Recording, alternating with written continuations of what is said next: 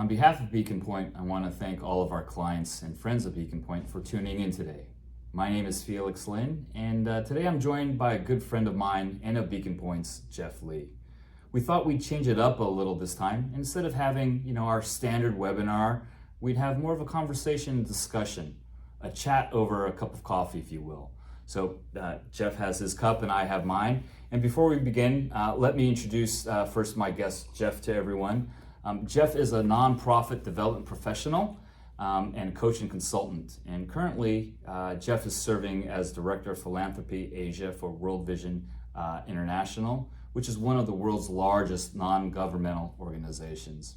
And I've known Jeff for a couple of years now. And I know that over the past 26 years, in addition to World Vision, Jeff has worked and consulted for organizations such as Hoag Hospital Foundation, Los Angeles Mission, and Wycliffe USA.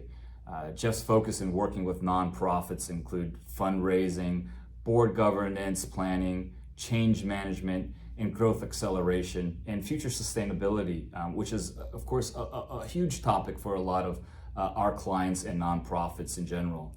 So I asked Jeff, and I thought it'd be interesting, I asked Jeff if he wouldn't mind spending a few minutes of his time with us today as we start into the new year and sharing his thoughts based on all of his experience and maybe what nonprofit organizations can learn from this past year and the COVID pandemic, and also what nonprofit organizations should be focused on moving to the future. With that, thank you, Jeff, for joining us. I appreciate your time that you're sharing with us. And why don't I kick it off right now? I think the audience and I would like to know just what were the trends in the marketplace, nonprofit giving trends of last year and, through the pandemic. What were the trends and what did you think, maybe stand out from these trends? Yeah, thanks, Felix, and thank you. I would say the biggest trend was that people could not meet during the pandemic because it was for 3 years. And so face-to-face fundraising, personal one-to-one visits, and event or gala fundraising really took a hit. And they took a hit in the sense that a lot of the organizations that depended heavily on that, they actually shrank quite a bit in terms of their income revenue or their fundraising. And so that was a very challenging time for most organizations. But what's interesting is, whenever you have a challenge, you also have an opportunity. And the opportunity was that those organizations that really focused on digital marketing asks, that means they had appeals and they asked often. So where I work at World Vision International, we are the world's largest NGO or humanitarian organization that works with the poor. And they're a part of the consortium of NGOs that do these studies on market trends and what's going on so that we can stay abreast or ahead of, and be proactive of what the marketplace is. And one of the things that they discovered, Felix, is that those organizations that asked online, digitally, mobile giving, all sorts of ways of giving, they grew 50% over those who didn't. So that's a big number. It is. Mm-hmm. So digital giving is one of the areas that we want to invest in if we're going to be successful and sustainable for a better future. And so, again, a lot of the organizations that I'm involved with, a lot of the clients that we work with, we rely on golf tournaments, galas, and those things. Are you saying that going forward we don't need to do those things, or no? That we're definitely not saying that. What we're saying is because we've learned through the pandemic that those in-person, face-to-face, and event ones have declined.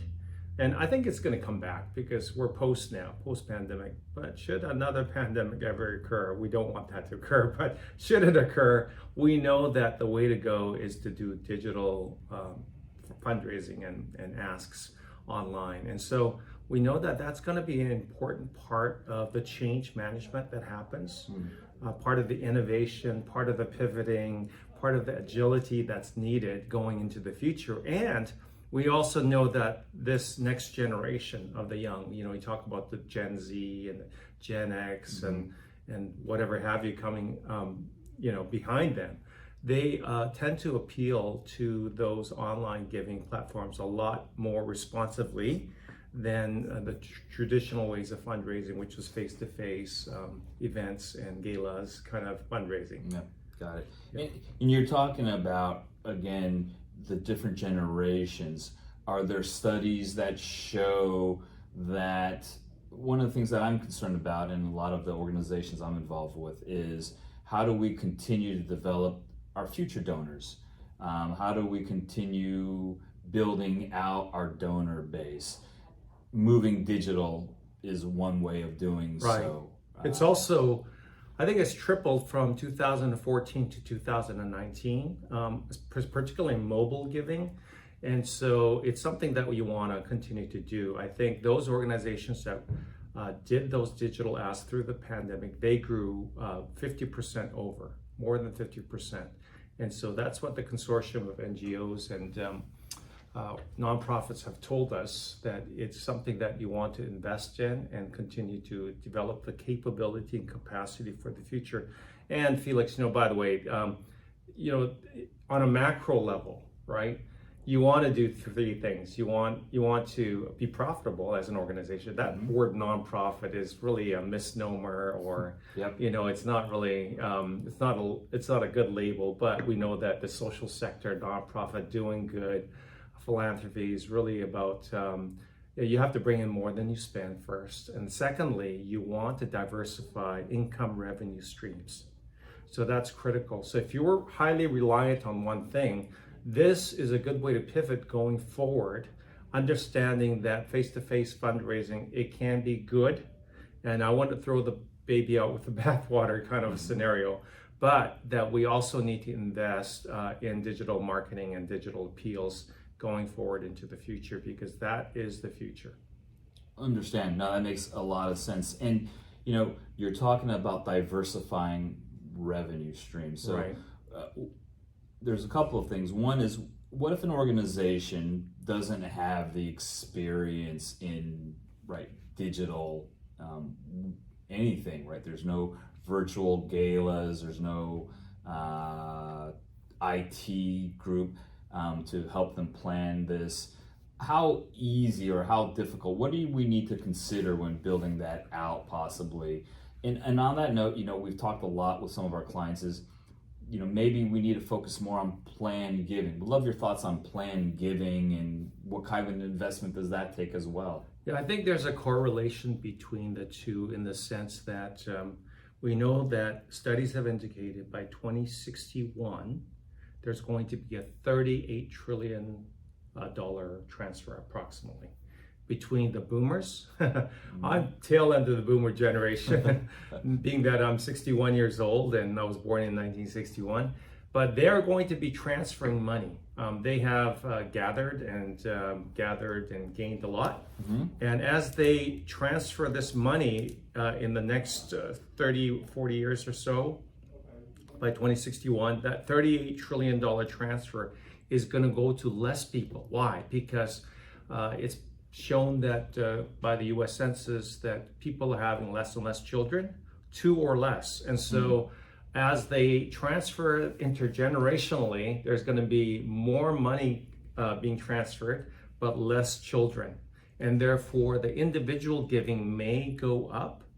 But what you're going to have to do is you're going to have to learn how to talk to that next generation. And the next generation right now, they're not institutional nonprofit.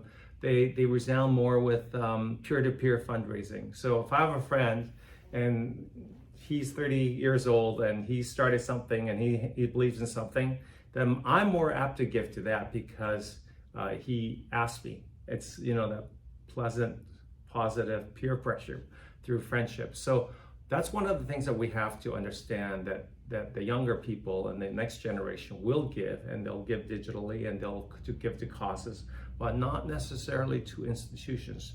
Two, as that $1 trillion transfer happens, institutions and organizations should be ready to understand planned giving. What is that? Legacy, bequest, all of those things that happen from the generation above, the boomer generation, and that gets transferred down. So I think that's going to be critical.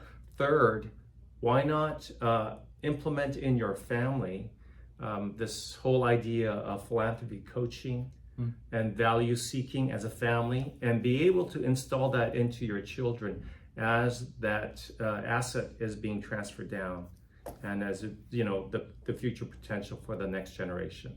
So those are critical areas to look at, I would say, and it's already happening, but it's coming in a greater way, and it will pick up a critical mass in the future. Interesting. 2061. Interesting. Yes. And as a lot of our clients, and again, a lot of the organizations that I'm involved with, we're managing the nonprofit, we're managing the services, we're managing employees. In your role, right, as a consultant to an advisor to these organizations, yes, how do you help them determine what would be the first step to determine where do we need to build out, what donors do we have? Are we really approaching, the next generation the right way? Or are we lacking in that space? What would be a typical kind of, understand that everyone's different, every organization's different, but how would you normally tackle that kind of project of, let's do an analysis of our donor base and where can we really make a difference in fundraising? Yeah, I think it's kind of a complex question. But I would say first, your leadership, your board has to understand the paradigm shifts that are happening in culture.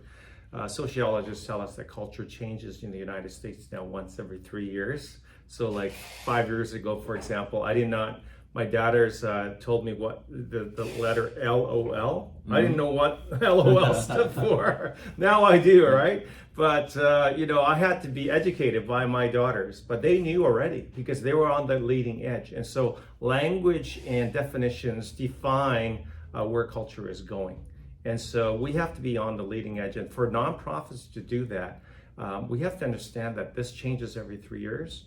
And so boards of nonprofits have to understand that they have to build a proactive strategic plan so that they don't get lost and they don't get irrelevant. I think that's the first thing. And funny thing is though, most board people, they don't understand fundraising. They're scared of fundraising.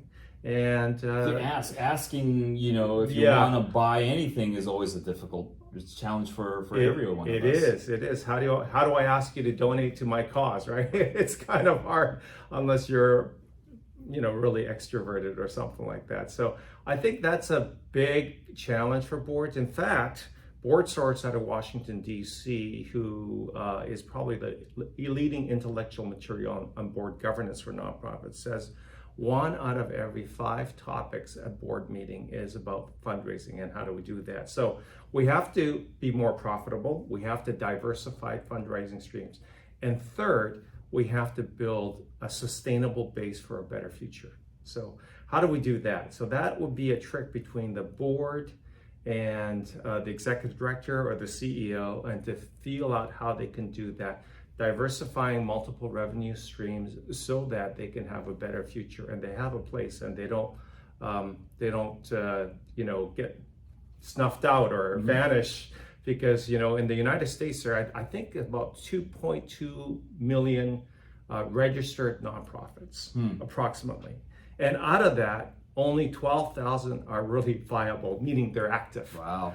So how do we become part of the 12,000 and not part of the 2.2, in per se, that most of them are not active nonprofits at all?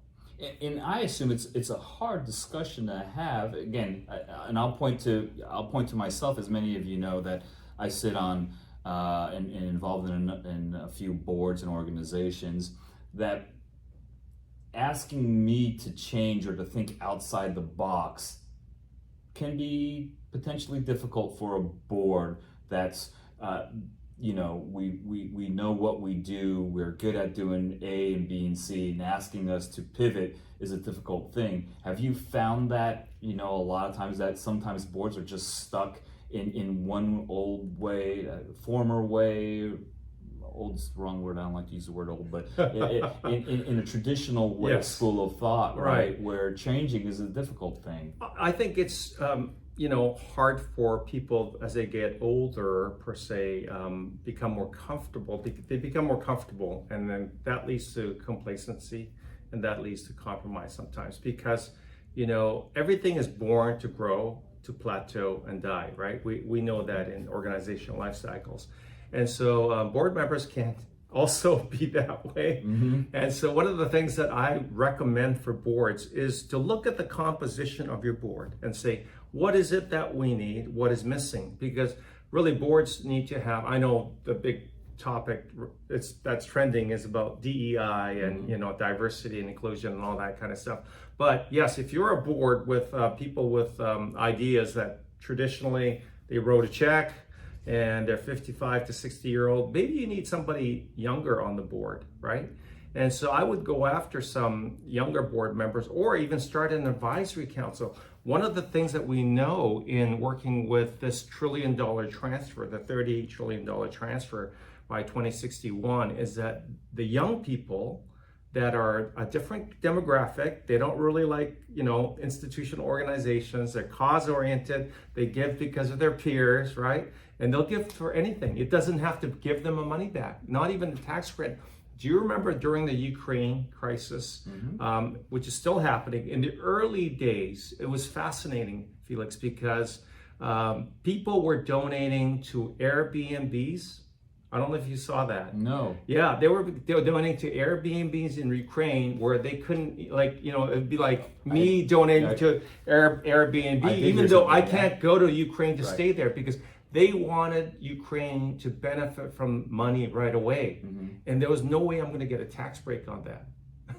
A tax rate. But people did that because they were cause-oriented, and young people got on that bandwagon. And so it's critical for us to understand the different culture that young people have, and to understand how to reach them. And one of the ways, I think you even brought it up with me in one of our meetings, was, hey, would it be okay to establish an advisory council of young people? That's a great way to get them involved, right? And then so that they're doing peer-to-peer fundraising. So some of those kind of things can be really good, but challenging for organizations that have oftentimes older people that sit on the board. So we need new blood, and we need a better composition. Yep, got it. No, thank you. And these are wonderful nuggets, and I think that the audience here, our clients and friends of Beacon Pointe, are gaining a lot from this. If I were to wrap this up, nonprofit organizations, we've had our challenges, but going forward, things to be aware of and to make sure that you are in front of would include, the digital, call it marketing, if you will. Yes. Social media, I would assume that's an important part of that as well. Understand the transfer of wealth that is happening. Yes. Fundraising, the importance of fundraising, board involvement as well, and focus. Anything else that I've missed that you think is important for the audience to make sure they're staying in front of? Yeah, I would say, Felix, that there's traditionally 8 to 9 ways of raising money. Somebody pointed out academically now there's 22 innovative ways of raising money, but I don't know what they all are. But out of that, most organizations will try 3 or 4 of those and settle on the ones that work best for them. But I would say if you can try to diversify income revenue channels by adding another one, or saying, the future is digital for sure. So understanding that if we add a digital strategy and plan, then you're going to have a better future. So the idea is to create a better future and to be proactive on the front side of that every 3 years change. It's no longer safe to say John Kotter, Kotter's classic method of strategic planning, 7 to 10 years with very linear, comprehensive. methodology is going to work anymore in this day and age. So we need to be constantly looking at culture, the external and the internal, and say, how do we be ready for the next 3 years so that we don't lose and become irrelevant? Yeah, wonderful news. No, thank you for all of that. And again, I appreciate your time, and I want to keep us all on schedule here. And thank you everyone for joining us today. I hope you guys all found it useful. Our information will be posted. We'll reach out to you. If you have any questions, feel free to reach out to, again, Beacon Pointe. And again, we'll also provide Jeff's information in detail and contact in case you have questions. I know that Jeff, for a lot of our clients that we work with and a lot of organizations that I personally work with, just been a wonderful resource with all of his experience. So thank you again for your time, Jeff. Appreciate you sharing all of your experience and wisdom. Thanks, Felix. Thank you. We'll talk to everyone soon. Thank you for your time.